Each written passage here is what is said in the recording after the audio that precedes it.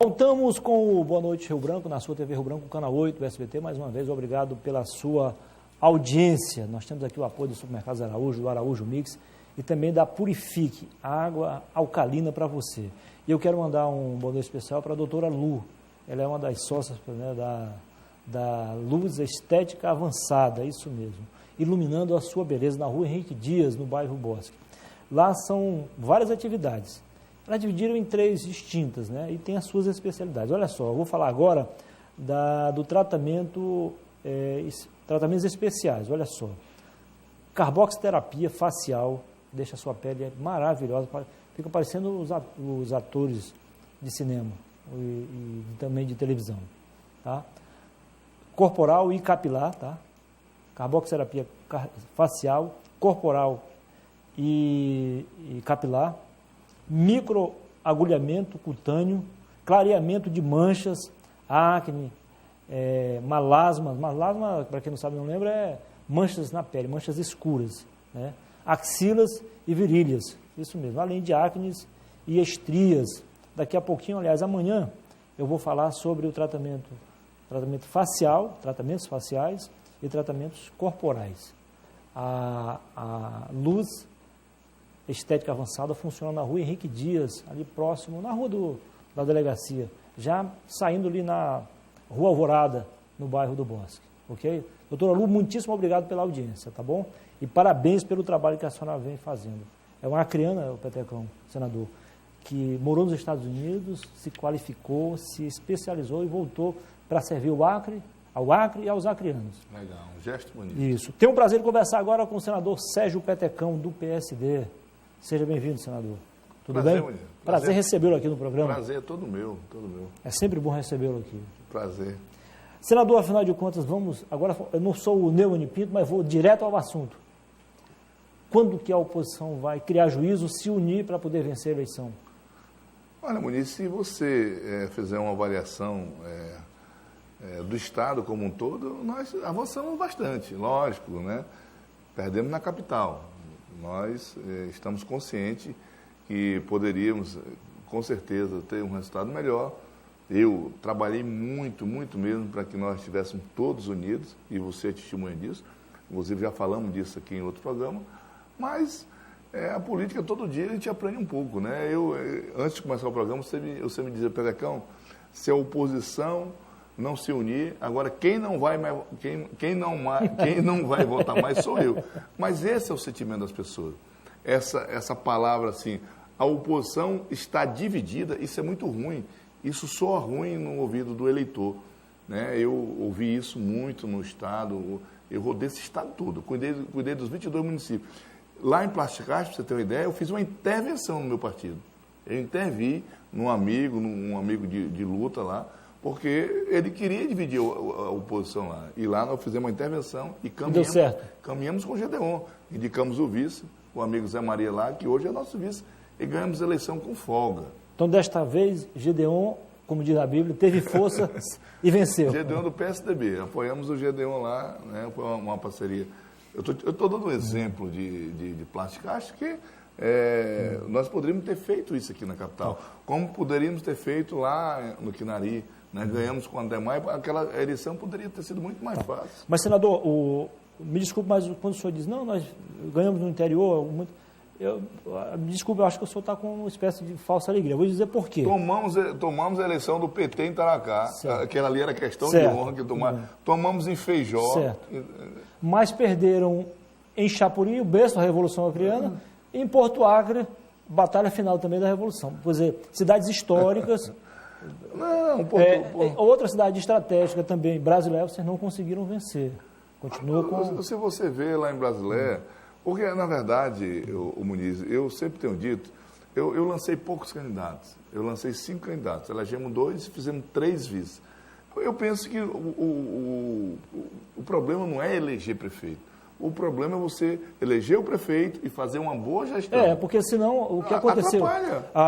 Onde o governador perdeu a eleição, ele ganhou agora. E onde ele tinha vencido, perdeu. Quer dizer, não é bom, o importante é só ganhar, você tem razão.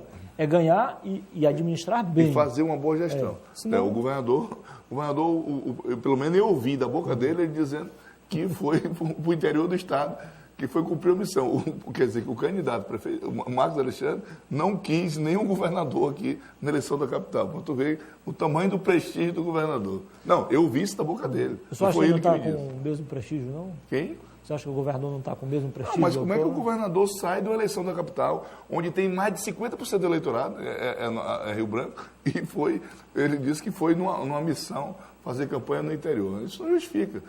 Para tu ver o tamanho do prestígio do governador. Mas, senador, claro que pesquisa não é voto na urna. Pesquisa digamos assim, um retrato do momento, né? Certo. Uma tendência de intenção de votos. Mas olha só, o Marcos Alexandre ele tinha quase 70% de aprovação da gestão dele. Certo. Liderava todas as pesquisas de intenção de voto com uma ampla vantagem sobre a segunda colocada, que era a Eliane Sinhazic. Não era motivo para ficar tranquilo, não? Você, candidato a prefeito de Rio Branco, tu dispensaria o apoio do governador? Em condições normais? Claro que não. Então, essa tranquilidade que tu está dizendo... Mas aí não estava normal. Esta tranquilidade que você está achando que existe, não existia. Lógico, o problema é que tinha um desgaste horrível, né, o desgaste do PT, e nós, da oposição, não conseguimos dialogar com o povo, mostrando que o PT só venceu em Rio Branco. Nós não podemos deixar de reconhecer os méritos do prefeito Marcos Alexandre, né, de forma alguma. Mas é uma eleição que nós deveríamos ter explorado melhor esse desgaste do PT. Você acha que o Márcio Bittar de vice numa chapa poderia ajudar? Claro. Então, pois é, nós cometemos um erro, e aí eu me incluo no meio, né, porque eu tentei de toda forma e não tive força para concretizar isso, de abrir mão desse potencial do Márcio Bittar. Sinceramente, eu penso que nós erramos, né, em alguns pontos. Agora, não dá para ficar reclamando depois da eleição, né? Eu acho que a Eliane foi uma guerreira, né, dentro das possibilidades dela, ela fez o que pôde. E a verdade é que nós enfrentamos um forte candidato, que é o prefeito Marcos Alexandre. E se por acaso a minha pergunta... E se deu o luxo de tirar o governador da eleição dele. Se deu o luxo. Para tu ver como o candidato não era fraco. Senador, se por acaso a primeira pergunta, de certa forma, lhe ofendeu, não era essa a minha intenção. Até porque eu reconheço aqui o seu esforço. Se existe alguma... certamente a carapuça não vai sentar para o senhor, porque o senhor é um senador e jamais sequer apresentou um candidato para estar ali negociando. Então, o senhor ficou muito à vontade, mesmo o partido tendo um senador, jamais vocês apresentaram o candidato. Ou seja, quem não apresenta o candidato fica muito mais... Não, porque essa eleição tranquilo para negociar, ela era estratégica para nós. Não era eu, nem ninguém podia se dar o luxo de estar querendo impor candidato. O candidato deveria ser o que tivesse melhor nas pesquisas. E a Eliane comandou. Ela foi melhor nas pesquisas. Agora, eu acho, o que faltou foi nós da oposição, juntar toda a oposição.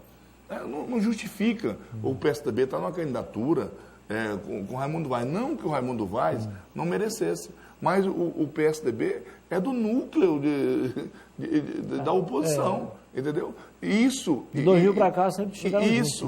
O PSDB foi um partido que sempre esteve à frente, puxou os embates. Candidatura de Márcio, candidatura de Bocalon, sempre esteve na frente. Agora, isso soa muito ruim no ouvido do eleitor. O eleitor diz, olha, esses caras não estão preocupados com nada, esses caras não se unem, essa oposição vive dividida. Mas temos que levar em conta que nós enfrentamos um candidato forte, que se deu o luxo de mandar o governador para o interior. Algumas pessoas dizem o seguinte, o pessoal da capital precisa... Pode, a água purifique, específica para o senhor.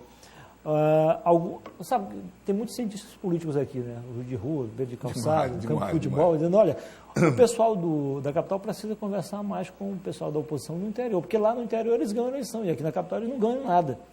O senhor também concorda com isso ou não? Não, eu penso que cada caso é um caso. Por exemplo, lá no interior, lá em Plasticasta, eu tive que... O que precisa dos dirigentes é ter pulso, né? Porque tem alguns partidos que eles fazem de conta que ele bota uma venda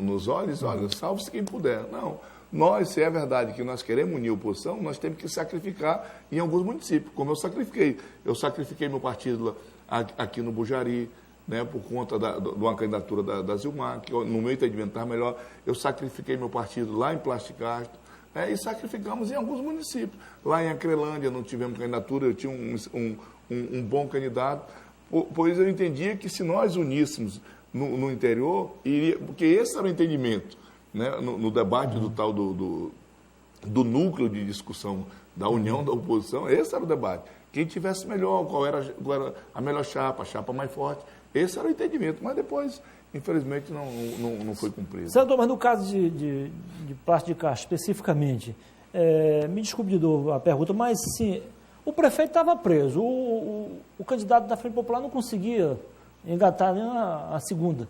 E dá para comemorar uma vitória dessa, sim? Dá, lógico que dá. Lógico que dá. Quer dizer, que você só vê os... Não estava inscrito nas estrelas, não? Não estava inscrito nas estrelas. O prefeito foi preso faltando 10 dias para a eleição, 15 dias, sei lá, 5 dias. Você queria prazo melhor? Não, mas ele tinha uma máquina, né? Tinha máquina tanto que influenciava dentro do meu partido, como influenciou em outros partidos. Ele tinha a máquina da prefeitura.